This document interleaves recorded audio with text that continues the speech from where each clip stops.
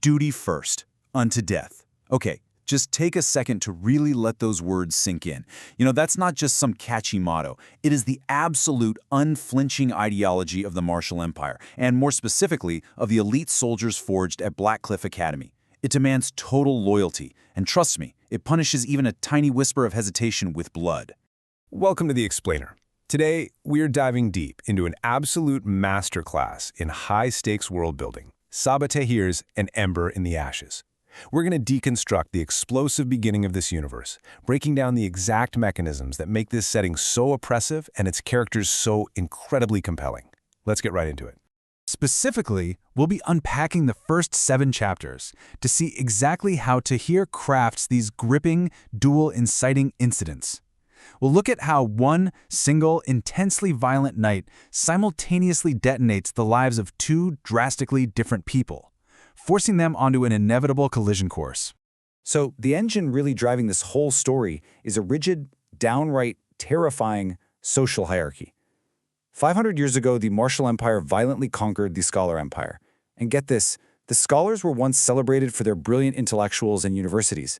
But now, they've been reduced to an oppressively enslaved underclass, totally denied property and education. And the Martials, they enforce all this with an iron fist and a total monopoly on superior, unbreakable Serric steel weapons. It's bleak. All of this dark, crushing power is centered in the city of Sura. And let me tell you, this is no city of art or culture. It's a purely militaristic hub. It is known solely for its brutal training grounds, its heavily guarded weaponry forges, and, this is crucial, a labyrinth of ancient, bone-filled catacombs twisting right beneath the city streets. Within this oppressive city, we meet our 2 protagonists, and they are occupying completely opposite ends of the societal spectrum. First, we have Laya, a powerless 17-year-old scholar girl hiding out in the dusty scholar's quarter. On the flip side, there's Elias Vittorius. He's an elite, highly trained martial soldier stationed at Blackcliff Academy. But here's the brilliant part. Despite this massive gap in physical power, they share a profound psychological reality. Basically, they both feel completely, utterly trapped. Let's look at Laya first. As a scholar, she already lives in constant daily fear. But her fragile world absolutely shatters when she makes a terrifying discovery. Her older brother Darren has been sneaking out at night to do the unthinkable. He's been secretly sketching the Empire's heavily guarded skims. And in this world, that is literally a death sentence. The narrative brilliance here is just the sheer, terrifying speed of the escalation. In the dark hours right before dawn, Darren sneaks home, smelling a forged coal. Minutes later, the raid begins. And look, this is a night raid, which means the Empire intends to leave absolutely 0 witnesses. A silver-faced monster, known as a mask, invades their home, discovers that sketchbook, and boom, the trap slams shut. Which brings us to the absolutely gut-wrenching climax of the raid. The mask slaughters Laya's beloved grandparents, Nan and Pop, without even a second thought. Darren, roaring with rage, lunges at the mask, screaming for Laya to run. The mask just looks at her and coldly says, "Run, little girl." So Laya is forced into this paralyzing split-second choice: stay, fight, and almost certainly be tortured and killed alongside her brother, or run to survive and live with the crushing, unbearable guilt of abandoning him. And she runs. Now meanwhile, a whole world away from the smoldering ashes of Laya's home, we step into Elias's oppressive reality at Blackcliff Military Academy. And listen, this sprawling layout, it's not a school, not really. It is a 14-year crucible of daily torment, systematically designed to completely strip away your humanity and forge you into a ruthless killer. Elias is what's called a senior skull, which means he's just 1 day away from graduating as a full mask. But unlike the others, his silver mask refuses to completely meld to his face. It's like a physical rejection that perfectly mirrors his internal reality. Because underneath that cold, emotionless exterior, Elias harbors a burning, deep-seated hatred for the Empire. In fact, his grand plan? He's going to desert the very moment graduation is over. To survive long enough to do that, and to hide this massive treason, Elias relies on a visceral psychological shield taught to him by his grandfather. It goes, "The field of battle is my temple. The sword point is my priest. The dance of death is my prayer. The killing blow is my release."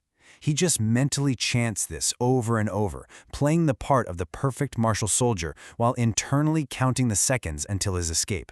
But right on the eve of his escape, the terrifying reality of desertion is put on full, gruesome display.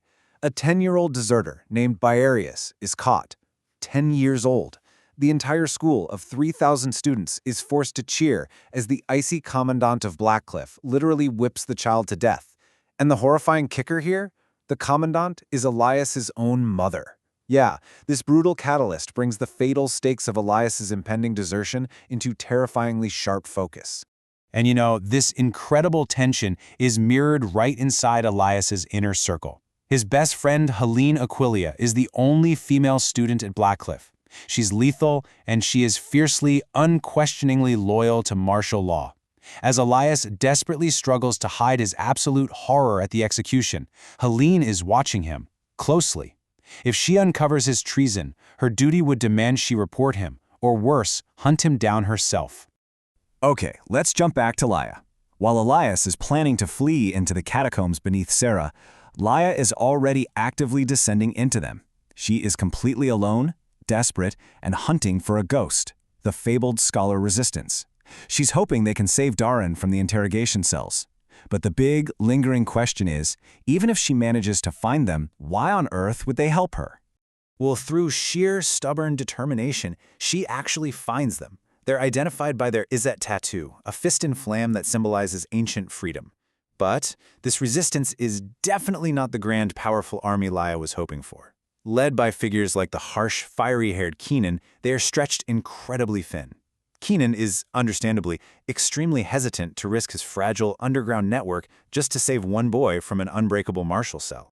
So, as Laia pleads for her brother underground, Elias is above ground, pacing the moonlit courtyard, cementing his final escape plan. But suddenly, the shadows part. A red-eyed, immortal augur appears. These are the mind-reading holy men who originally select Blackcliff students. And he leaves Elias with a chilling prophecy. His life is about to change forever. No pressure, right? The stage is perfectly set. These explosive catalysts have ignited a fire that simply cannot be contained. Laia has chosen to fight the unknown to save her blood, while Elias has chosen to reject his violently mandated world. Two parallel destinies, now locked onto an inevitable collision course. So the question I want to leave you with is this. What exactly happens when the terrified girl who desperately needs a warrior meets the warrior desperate to run away from the fight?